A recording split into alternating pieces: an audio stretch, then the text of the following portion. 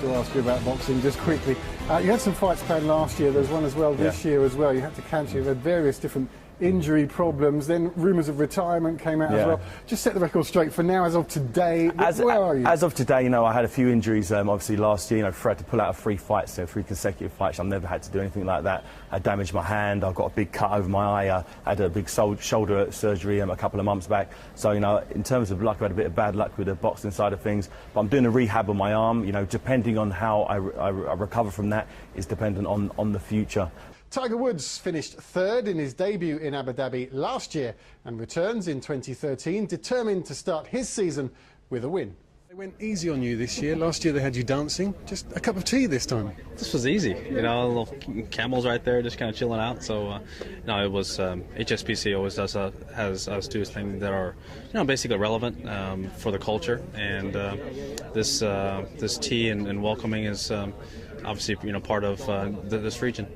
When we spoke last year, you were hoping to have a year injury-free. You did that, had a great season. 2013 must be very exciting for you.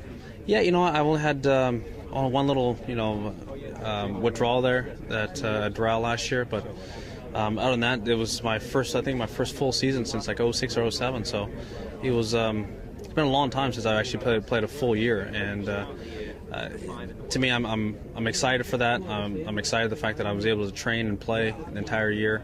And really excited about this year. Dubai Sports City for the launch of the brand new Spanish soccer schools. And I'll be speaking to Real Madrid legend Michel Salgado after the break.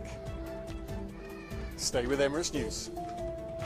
Do you ever have to pinch yourself when you see your name up against those kind of names every now and then? It's amazing. I've been looking at the stage and at all the list of the players and all the pictures that have been posted there on that wall. It's amazing to see myself with them, and you know, it makes me love this sport even more. And at the Ibn Battuta Gate Hotel, they are all ready for kick-off at the European Championships, but we'll be getting a unique insight into what's ahead from big Ron Atkinson himself.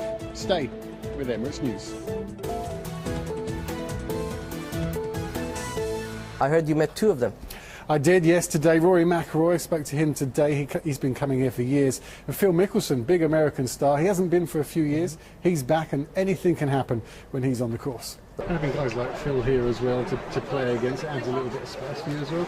Keep your eye on what he's doing. Yeah, no, it's every year they produce quality fields here, which is great. You know, good competitive start to the season. Guys like Phil, Henrik Stenson, Sergio Garcia's here. You know, there's 5 guys in the top 10 in the world that are here this week. Plus, you know, a whole host of other European Tour players that are hungry and want to come out, you know, and start the season strongly. So it's always a good competitive start to the year, and I think it's one of the reasons why the guys, you know, want to come back here and play. A nice bit of golf club twirling earlier on today.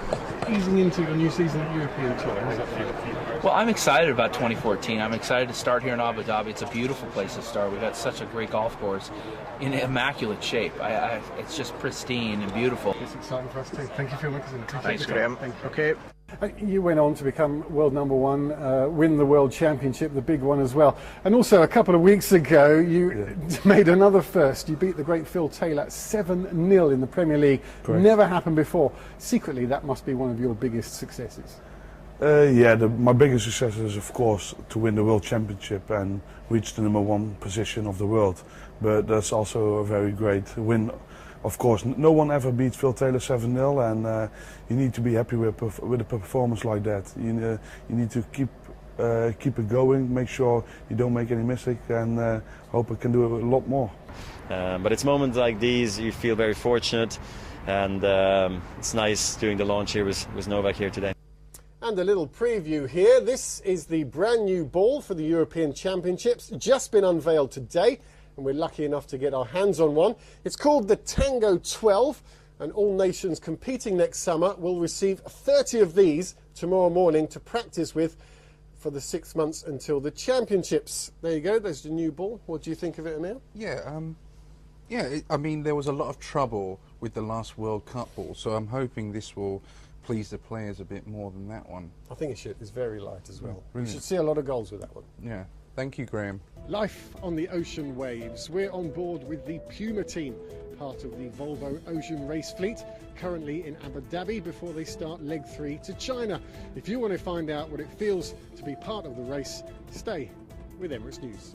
Guests and VIPs are invited to become temporary crew members as the teams warm up for the next leg of the competition. And Puma Ocean Racing invited Emirates News on deck as well. For the first time in its history, the Volvo Ocean Race has been enjoying a well-earned break in the Middle East. The 5 boats have endured a test of stamina and skill in legs 1 and 2 already. Puma Ocean Racing suffered a broken mast in the middle of the Atlantic Ocean in leg 1, but it's almost expected that some kind of disaster will befall each team at some stage of the race. But as we climbed aboard, the team seemed calm and relaxed, perhaps boosted by the fact that it was the collaboration between crew members that saw them through a difficult start to the competition. We're always confident. There's very few race legs in this whole race so far that we haven't led. We had our little disaster on leg 1 where our mast fell over in the middle of the ocean, and there's no doubt that that's been quite a setback for us, but we have a veteran group here who is not quitting, I can guarantee you that.